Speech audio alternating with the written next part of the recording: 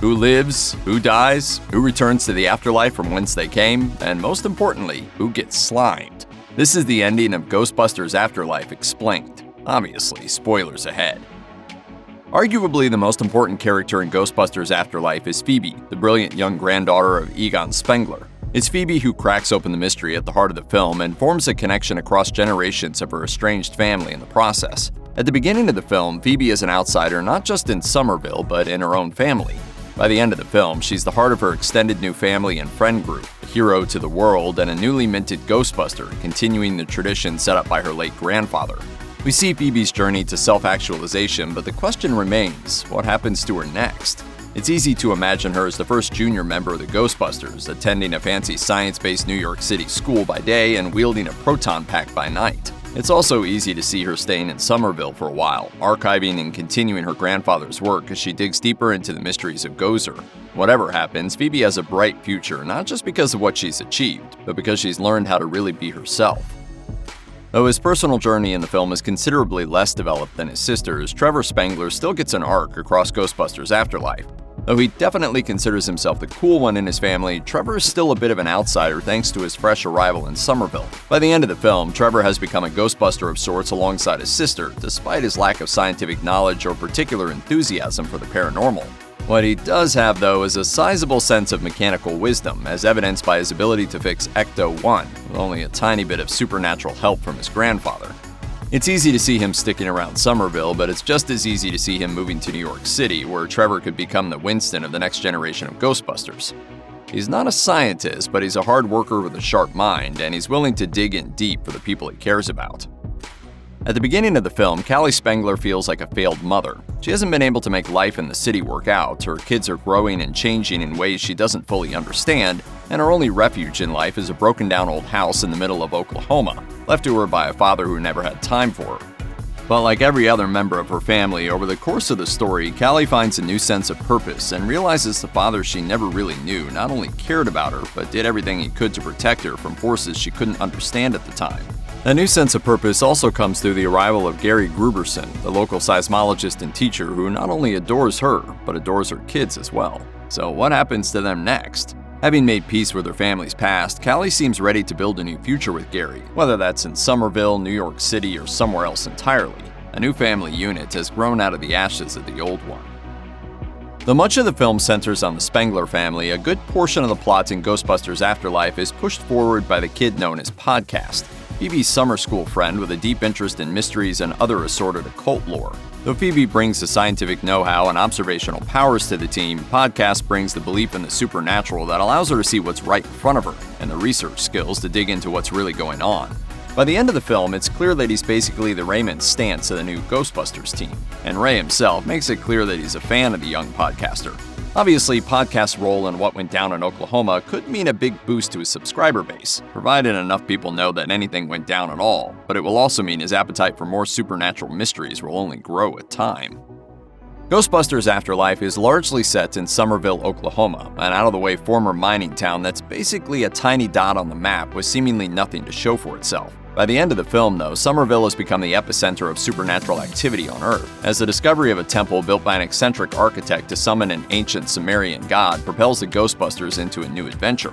After Gozer is trapped by the team, things seem poised to quiet down in Summerville, and we see the old Ecto-1 car back in action in New York City, but that doesn't mean the Oklahoma town won't get any more attention.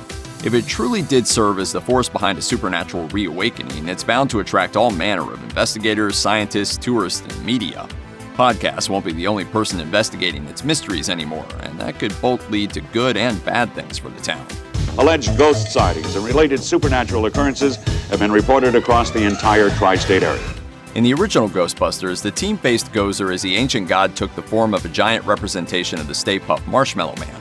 After crossing the streams of their proton packs, the Ghostbusters were able to defeat Gozer's destroyer form and thus banish the god back to its own dimension, seemingly for good.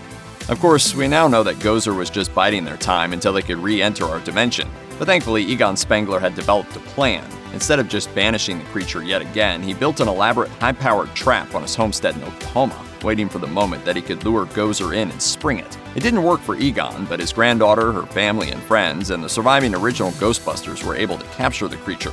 The question is, with Gozer now contained in a trap, what happens next? There's a good chance Gozer will need to be busted at least one more time. Over the course of the film, the mystery at the heart of Ghostbusters Afterlife is slowly unearthed, often quite literally. Eventually, Phoebe, Trevor, Podcast, and Lucky discover a tomb/temple complex beneath the mountain built in tribute to Gozer, the Sumerian god who first appeared in the original Ghostbusters film. The tomb is full of interesting details, but Phoebe picks up one in particular that stands out with regard to the franchise's future: a stone relief that features carved dates of various years in which major catastrophes occurred.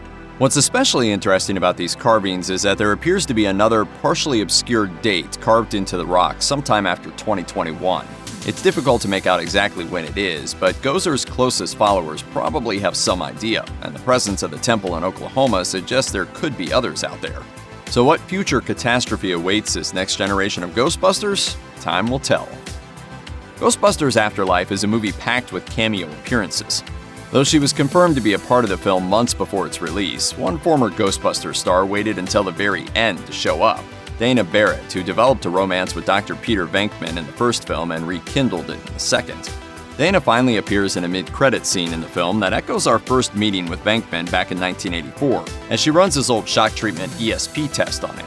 There's clear flirtation happening between the two of them, and Venkman even throws out the phrase "true love" at one point. It's such a brief scene that we don't get too many clues, but it's clear that the filmmakers at least want us to think about what might be happening. Perhaps an eventual Afterlife sequel could clear up just how well Peter and Dana are getting along these days.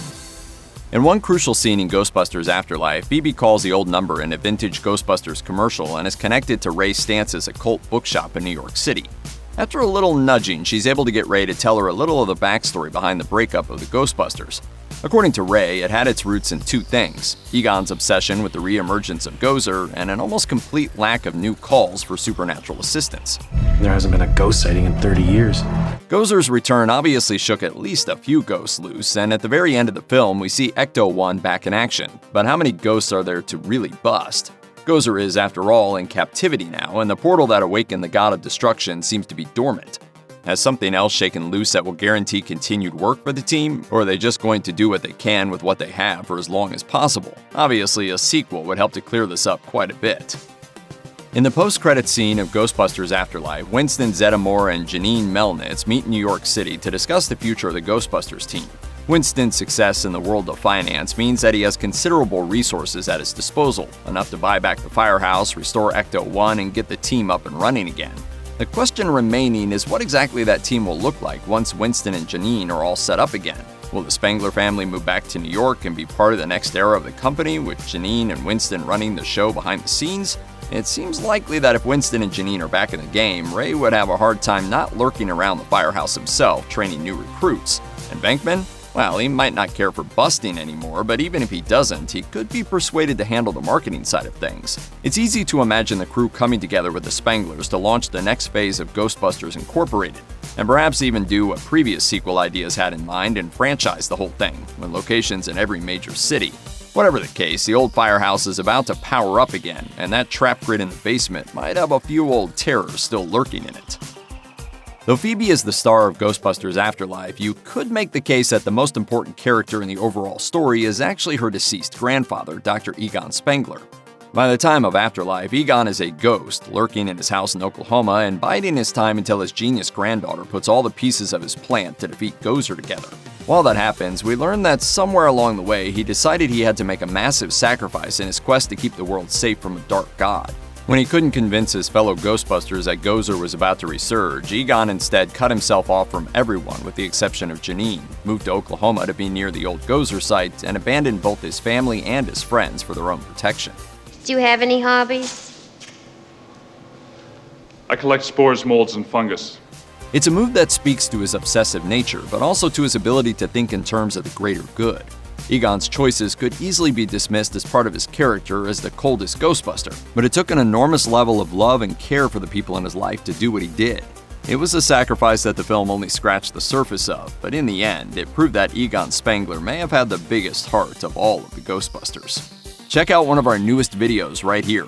Plus, even more Looper videos about your favorite movies are coming soon. Subscribe to our YouTube channel and hit the bell so you don't miss a single one.